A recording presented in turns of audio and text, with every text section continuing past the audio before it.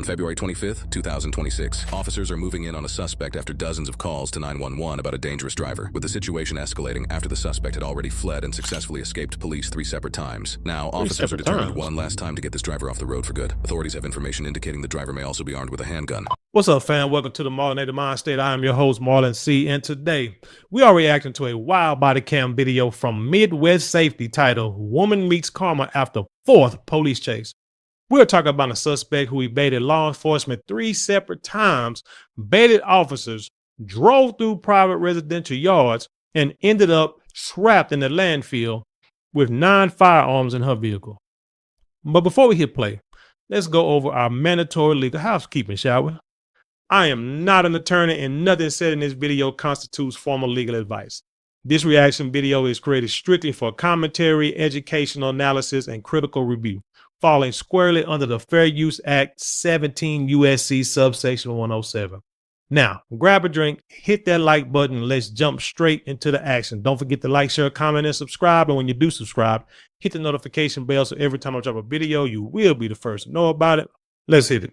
403, they're going to be southbound on Hannon. We got a valid traffic violation. They're not pursuing it. We have no marked unit yet that tried to stop it. Go again with the information, please. All right, I got a valid stop for it. It's speeding. There's no actual chase on it yet. It was a UC car trying to keep up with it. We're going to attempt to put a traffic stop for the violation. Speed threat towards police.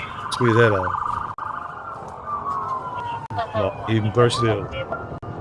All right, it's fleeing from me. We're going to be going 70 miles an hour. University police moving. Approaching HRD. No plate. What plate?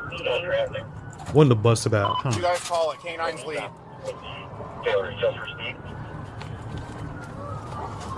Yep. Alright. We're turning South Walsh Road. I'm leading. Notice these cops don't want to get their vehicles damaged, which I guess I understand, but situation like this, how you going to end the chase before it becomes, catastrophic? Still southbound Walsh, 62, no traffic, approaching Jug.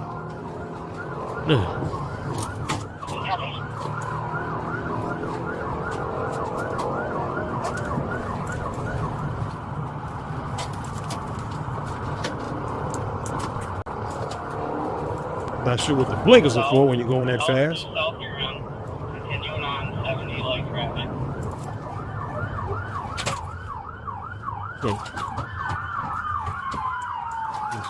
No, she's out of there. She's playing with him for real.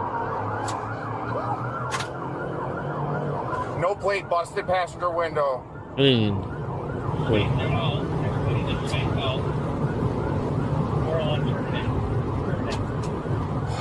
Tell them terminate. K9 terminating. I'm lead car.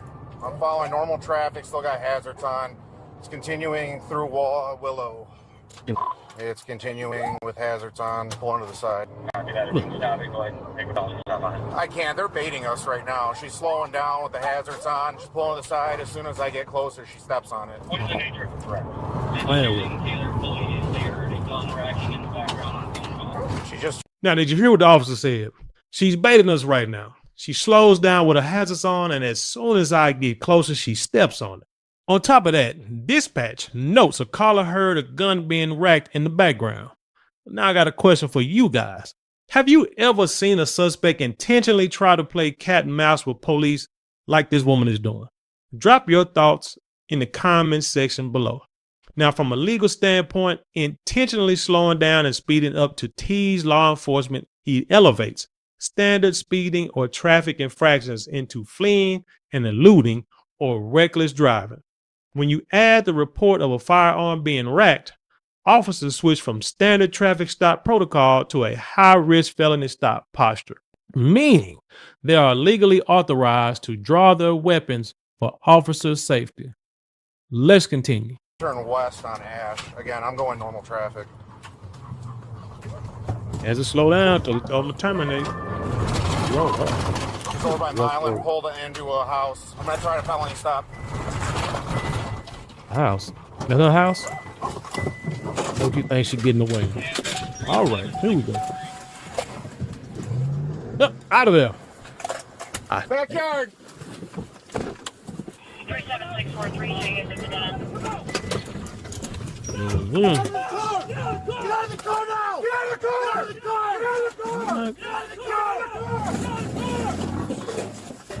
And she is Ran lucky. through a fence. She literally drove into someone's backyard and plowed straight through their fence to escape. Now, I'm surprised the police didn't shoot at her. You know, she's lucky they didn't do that because this could have turned out like far worse than what it did. But driving through a private yard and destroying property introduces significant criminal charges beyond traffic violations. You got malicious destruction of personal property and vandalism. Smashed fences and torn up lawns constitute property damage. Depending on the dollar value of the fence and yard damage, usually over $1,000, this can quickly turn into a felony property crime. I know here in Texas, depending on the size of the yard, like I said, them fences run anywhere from $10,000 to $30,000 easily. So that right there constitute a felony already.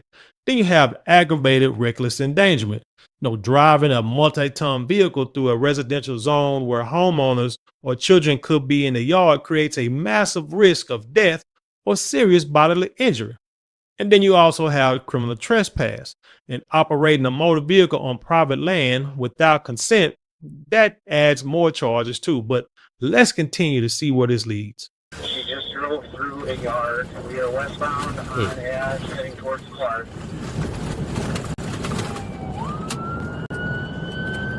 14 Monroe County, south on Clark. Gold plate on the vehicle. Looks like she's turning into the dump. Yeah, she went into the dump. Going to the city dump. Wow. And she just lost. She has nowhere else to I don't know go. where she went. I lost eyes with her. She might have went past the scale. I'm not 100%.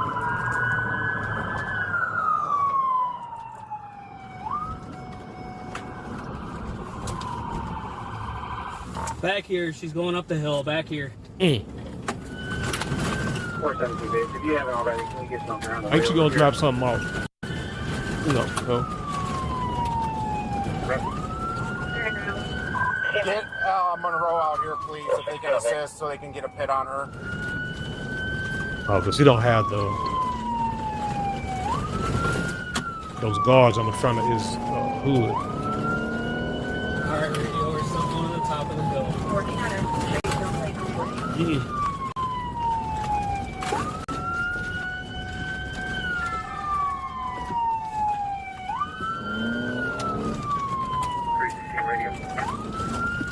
Copy, headed to the right. 360, stand by, thank you, run. 360, just go back up. They're in the dump, trying to pursue this vehicle still. Just need some coverage in the road. You know, around here, if you go to city dump, you gotta have a hard hat and some steel-toe shoes.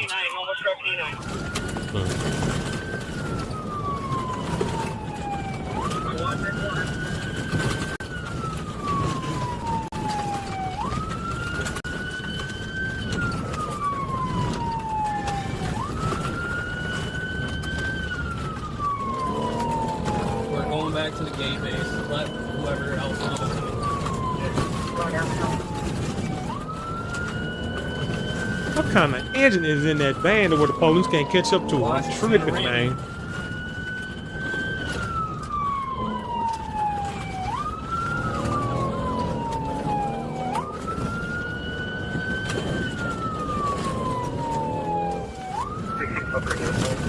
What's she doing? What's she doing? She's trying to hazard off. Is she? Ram who? She wants you to ram her. Look like. Really, dude, you don't see the police behind you. Like, seriously. Coming back out the gate. Coming back out the gate. Back out the gate. Why ain't nobody blocking it? I don't know. They got it blocked. They got it blocked. Okay.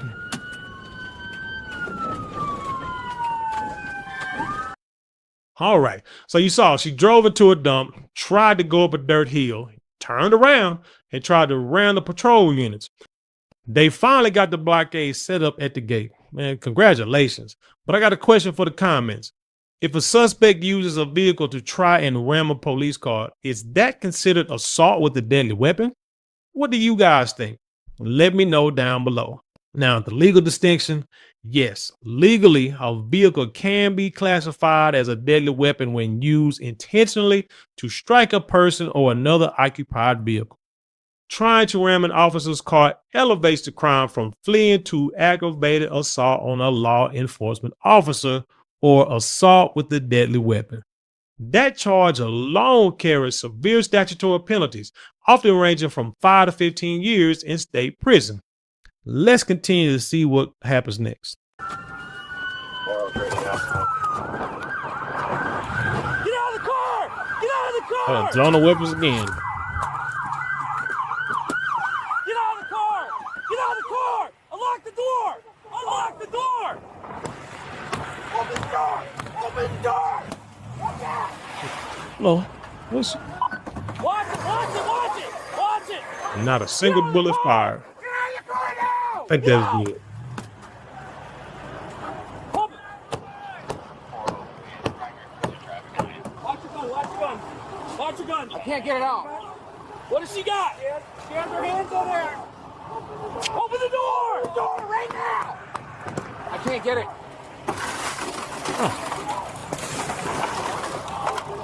Open the door now. Stop right now. Get out! Oh, I should holler, don't hurt me. that is interesting. Flip her over, flip her over, flip her over. Watch her for weapons. Watch her for weapons. We got a lot of guns back here. Damn. And not a single shot fired again. I got flash in my fingers. You motherfucker. I'll pull it down. Oh. Every mother one of you. God's gonna get you. My angels in heaven are gonna find your ass in the name of the Father and the Son and the Holy Spirit. Uh-oh, Christian Karen. I don't need a spit mask. I promise I won't spit on you. Get her secure. I promise. Don't freak out. My gosh, you are no motherfucking dignity at all. Here, I think I blasted my eye. All right. Radio, we need another rescue for an officer. We got glass in one eye. Now, officers had to smash the window to pull her out because she refused commands to unlock the door. Notice how an officer got glass in his eye during the breach. The legal implications of her statement are, while she's shouting about angels, cursing, and telling officers God is going to get you, notice how police are strictly documenting everything. Threats made to law enforcement during an arrest can lead to additional charges, such as intimidation of a public official or threatening a police officer. Furthermore, because an officer suffered a glass injury to his eye during the forced extraction, prosecutors can charge her with resisting arrest causing injury to an officer. Let's keep that in your back pocket. Let's continue. You want to try to flush it? Yeah, please. It's got salt water, so it's going to sting. Up here, I need Yeah. when I get them, It's going to sting, but... Sorry, go ahead. One more. Are you leaning? No, you're good? Hey. Hey, one of those guys can take my truck. Do not tow my truck. I'm gonna spit in your car. That's a good idea. I hope your family suffers the way my family has suffered. You're Yep. trying to kill me. What? Yeah, she got some kind of mental issue. My dead brother pistols. Those are my dead brother's shotguns as well. Now, she threatens to spit inside the patrol vehicle while mentioning shotguns and handguns in her car. Now, here are some of the charges she's facing right now. Battery on a law enforcement officer. Spitting on an officer or inside a patrol vehicle can be classified as bodily fluid assault or a misdemeanor or a felony battery dependent on the state law. Carrying a concealed weapon and unlawful possession of that weapon, having loaded handguns and rifles in a vehicle without proper permits, or possessing them while actively committing felonies, like fleeing and eluding, automatically triggers severe sentence enhancements. In many states, Committing a felony while armed carries mandatory minimum prison sentences. Man, she's looking at a lot of time in prison, but let's continue to see how this wraps up. Don't you dare! Get the sheriff here! Let me honest. I got everybody. Sheriff, captain, lieutenant, colonel, corporal, everybody out. I'm good. Yeah, my hand hurts. I was trying to punch her window I out. just didn't want you guys getting run over. That's why I was saying back Oh, off. when we went to that house, she almost hit me with the car. She gunned it right at. Oh yeah, she went right through. Is there a cage? Is there a spit cage? She can't get to us. I know, but can she spit? No, it's got plexi on there. I'm not putting a spit hood on. I won't spit on you because I'm a good person. Not like you. Your whole family sucks. My family rocks. Whoever's staying here, can you collect my taser? I got her in the The back. hell? Nuts, man. It's crazy. You see all these you guys are screwed. I don't even know who these dudes are, man, but they're watching out for me. This is so awesome. Yeah, she has some kind of mental issues. Bleed out of their asshole. I seen a YouTube video one time of these motherfuckers in a different country, man. You're lucky my dad's dead. You're so lucky my brother's dead. I hope your daughters wind up in a psych ward. Go shoot your mom, man. Now. You're gonna be the one in the psych ward.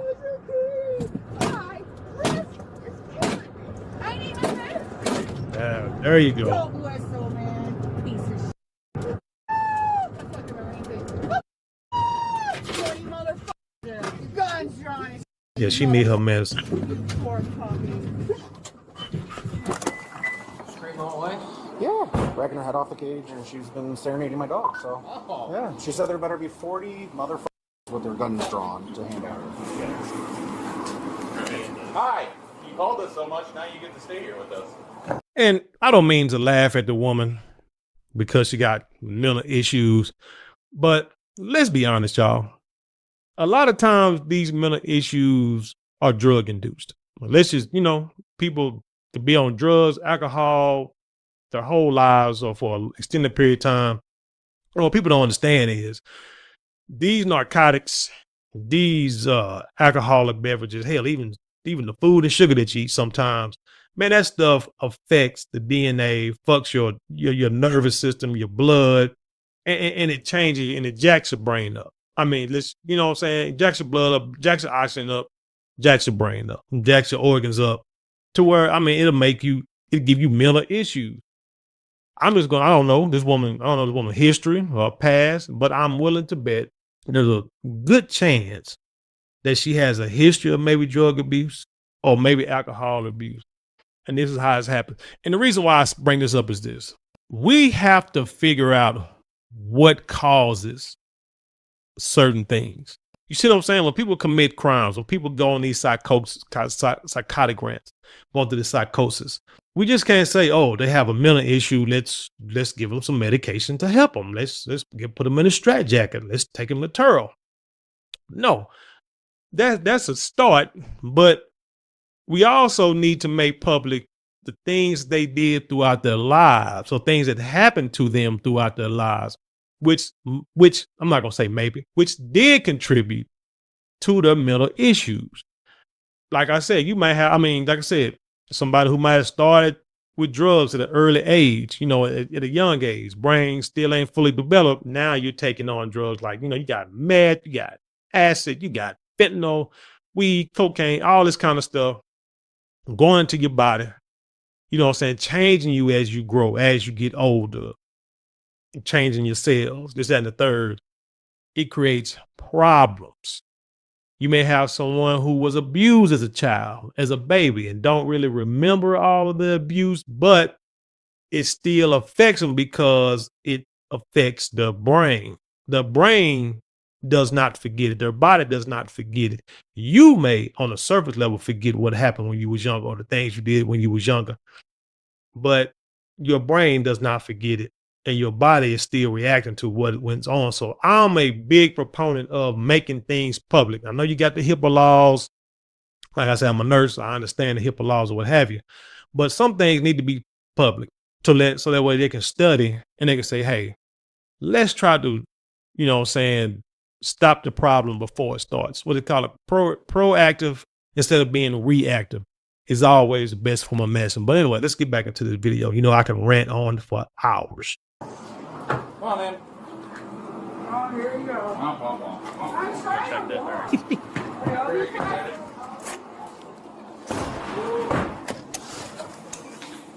Come on, there you go. Push harder, push on my head. Smash my cheek in a fit. Come on, motherfucker. Get the off me. You want to take all of my clothes off so I can be naked? No. Yeah, you do. Yeah, you do, you stupid f***. You've done it to me before. Got me in jail before. My knees are f***ed up in the first place. A lot of things up with you. Jesus Christ, I need my medicine. Thank you. No, you need a medicine. 3 officers sustained minor injuries and were treated at the scene, and a search of the suspect's vehicle uncovered 9 firearms, including loaded handguns and scoped rifles. The suspect, identified as 54-year-old Stacy. Now, you just take a look at it, guys. I mean, you can see that. I'm just saying, from a physical standpoint, yeah, she got some history to me of some kind of drug, but she says she need her medicine. So, I mean, that doesn't help either. A lot of these medications people get on, they say make them feel a certain way, so then they stop taking them, and then they get back to and then they revert back to how they were before they start taking medicine. And a lot of times the reactions are even worse than it was when they first started the medication. That's why a lot of times with these medications, they tell people, don't stop. If you're going to stop, you got to taper off. Don't stop cold turkey on the medicine, because they have the effects can be far worse than you were before you started the medication. Stacy was charged with 3rd-degree fleeing and eluding police, carrying a concealed weapon, misuse of emergency 911 service, and reckless driving. Stacy was initially held on a $100,000 bond after a magistrate determined she posed a danger to the community. A mental competency evaluation was ordered to determine whether she could understand the charges and assist in her defense after police and family members raised concerns about her mental health. Stacy is innocent unless proven guilty in a court of law. Unbelievable footage, guys. Now let's look at the actual legal resolution at the end of this video.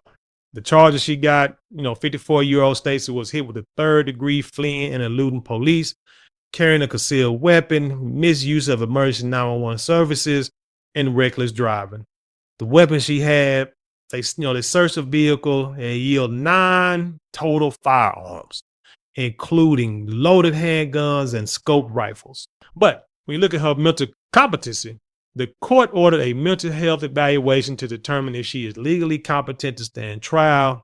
And I guess they're still waiting on the verdict or the results of that as of the recording of this video.